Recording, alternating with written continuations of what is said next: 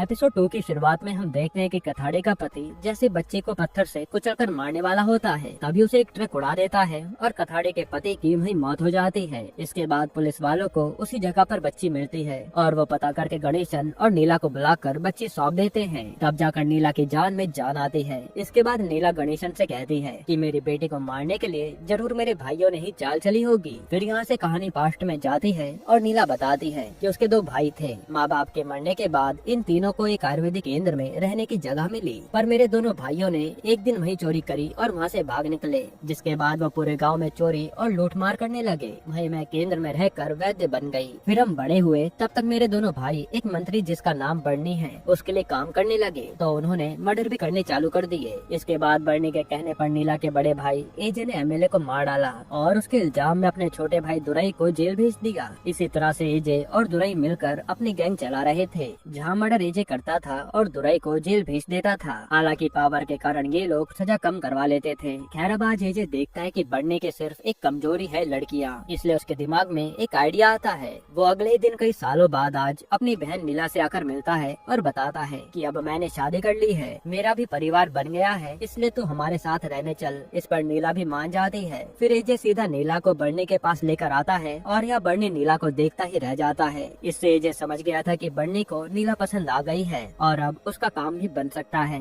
फिर रात को जब नीला एजे के घर पर होती है तो एजे आकर कहता है कि बढ़नी भाई के मौत आ गई है, तो तुम वैद्य हो ना, चलो उनका इलाज कर दो। इस पर एजे की बीवी मना करती है कि नीला इतनी रात को कहीं नहीं जाएगी, पर एजे उसे ले जाता है। इसके बाद बढ़नी के रूम पर नीला को भेजकर एजे बाहर ही इंतजार करने लगता है और आज इलाज करवाने के बहाने बढ़नी नीला के साथ दुष्कर्म कर देता है, जो कि बाहर से एजे बेशर्मों की तरह सुन रहा था, मानो वो कोई हैवान हो गया हो जिसे पैसों के आगे किसी की भी नहीं पड़ी थी। इसके बाद एजे नीला को घर पर लेकर आता है तो नीला की हालत काफी ज्यादा खराब थी और वो कहती है कि मैं यहाँ से जा रही हूँ। इसी बात में नीला की भाभी भी उसका साथ देती है, लेकिन एजे तो इन दोनों को ही पीट देता है और बताता है कि आज बर्नी भाई मुझसे बहुत खुश हुए और उन्होंने एक प्रॉपर्टी मेरे नाम कर दी है। यानी एजे ने ये सब प्रॉपर्टी के लिए किया था। अब कुछ दिन ऐसे ही बीतते रहते हैं और नीला को एजे रोजाना बर्नी के पास भेजने लगा था उसे खुश करने के लिए। यहाँ नीला को लेने के लिए रोज बर्नी का ड्राइवर आया करता था जिसका नाम था वर्गीस, और रोजाना मिलने के कारण इन दोनों में बातें होने लगी और फिर ये दोनों प्यार में पड़ गए। हालांकि वर्गीस जानता था कि नीला के साथ क्या हो रहा है, पर डर के मारे वो कभी कुछ बोल नहीं पाया। इसी तरह से दिन बीत रहे थे। फिर एक दिन जब नीला को वर्गीस घर छोड़ने जा रहा होता है, तभी कार में बढ़ने का आदमी थामू आकर बैठ जाता है और नीला से कहता है कि मुझे भी खुश कर दे।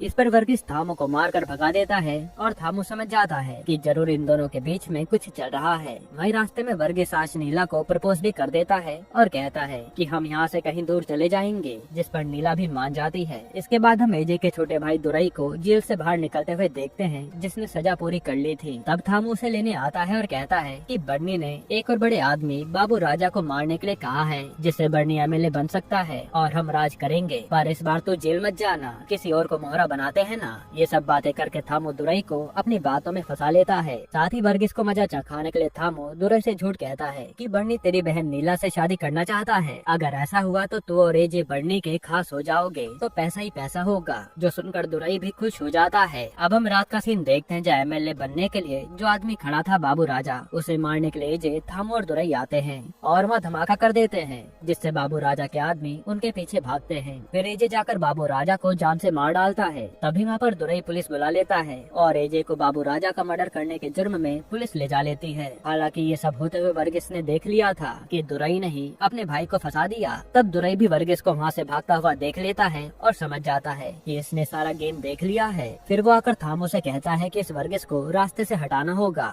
वरना अगर इसने एजे को बता दिया कि इन सब में मेरा ही हाथ है तो वो मुझे जान से मार देगा। असल में यहाँ पे थामू ने ही दुरई को एजे के खिलाफ भड़का दिया था कि तू ही हर बार जेल जाता है, इस बार हम एजे को फंसाएंगे। तो दुरई ने ऐसा ही किया। फिर दुरई एजे के घर पर फोन करके पूछता है कि क्या नीला घर पर है, तो एजे की बीवी बताती है कि वो तो वर्गीस के साथ बढ़नी के यहाँ चली गई है। जो सुनकर थामू और दुरई दोनों डर जाते हैं कि शायद वर्गीस ने नीला को सब बता दिया होगा। वहीं हम देखते हैं कि एजे की बीवी ने झूठ कहा था और वो नीला और वर्गीस से कहती है कि तुम दोनों यहाँ से दूर चले जाओ और अच्छे से रहो, वरना ये लोग तुम्हें जान से मार देंगे। अब अगले दिन एजे को मर्डर करने के जुर्म में जेल हो जाती है। वहीं दुरई आकर एजे से कहता है कि वर्गीस नीला को लेकर भाग गया है। अगर नीला बर्नी से शादी कर लेती तो आज हम बर्नी के खास रिश्तेदार बन जाते और वो हमारे लिए कुछ न कुछ जरूर करता। ये सुनकर एजे को बहुत गुस्सा आता है और वो कहता है कि पता लगाओ इन दोनों का। फिर थामो दुरई से कहता है कि हमें नीला और वर्गीस दोनों को खत्म करना होगा, कहीं ये मिलकर एजे को सच न बता दें कि तुमने ही उसे अंदर करवाया है। वहीं इधर हम नीला और वर्गीस को देखते हैं जो दूर कहीं गाँव में रहने लगे थे और समय ऐसे ही बीत जाता है जहाँ नीला प्रेग्नेंट हो जाती है और सब कुछ अच्छा चल रहा था। फिर एक दिन नीला अपनी भाभी को कॉल करके बताती है कि मैं माँ बनने वाली हूँ, जो सुनकर वो बहुत खुश होती है। लेकिन वहीं दुरई आ जाता है और भाभी नीला से पूछ लेती है कि वो लोग कहाँ हैं। फिर ये सब वो दुरई को भी बता देती है। असल में दुरई ने एजे की बीवी को अपने झांसे में कर लिया था। इधर नीला वर्गीस को बताती है कि मेरी भाभी से बात हुई थी और मैंने उन्हें इस गाँव के बारे में बता दिया। ये सुनकर वर्गीस कहता है कि हमें किसी से बात नहीं करनी चाहिए थी और वो दुरई जरूर यहाँ आता ही होगा। ये कहकर वो लोग यहाँ से भागने लगते हैं। जिसके बाद वही सीन आता है जो हमने सीरीज की शुरुआत में देखा था, जहाँ दुरई और उसके गुंडे इन दोनों को मारने आते हैं और वर्गीस तो मारा जाता है लेकिन नीला बच जाती है। अब प्रेजेंट में ये सारी कहानी सुनकर गाँव वाले नीला को दिलासा देते हैं कि चाहे कुछ भी हो जाए हम तुम्हारे साथ हैं। वहीं अगले दिन कथाड़ी के घर पर उसकी बेटी की सगाई थी तो वो अपने पति का इंतजार कर रही होती है कि वो पैसे लेकर आ जाएं बस, पर वो तो आते ही नहीं और यहाँ लड़के वाले सगाई तोड़कर चले जाते हैं कि पहले दहेज का आधा पैसा दो तभी बात आगे बढ़ेगी। ये देखकर कथाड़ी रोने लगती है। इधर दुरई और थामो एजे से आकर जेल में मिलते हैं और बताते हैं कि हमने नीला की बेटी को मरवा दिया, अब बस नीला बची है वो भी मारी जाएगी। असल में एजे तो बस यही समझता है कि नीला अगर वर्गीस के साथ ना भागती तो आज बढ़ने की बेबी होती और ये लोग बढ़ने के खास रिश्तेदार बन जाते, पर ऐसा हो नहीं पाया। इसके बाद हम गाँव में दशहरे का उत्सव देखते हैं। तभी एक आदमी थामो को कॉल करके बताता है कि नीला की बेटी अभी जिंदा है, बल्कि कथाड़ी का पति मारा गया। ये सुनकर थामो हैरान हो जाता है। तभी वह कथाड़ी आती है और कहती है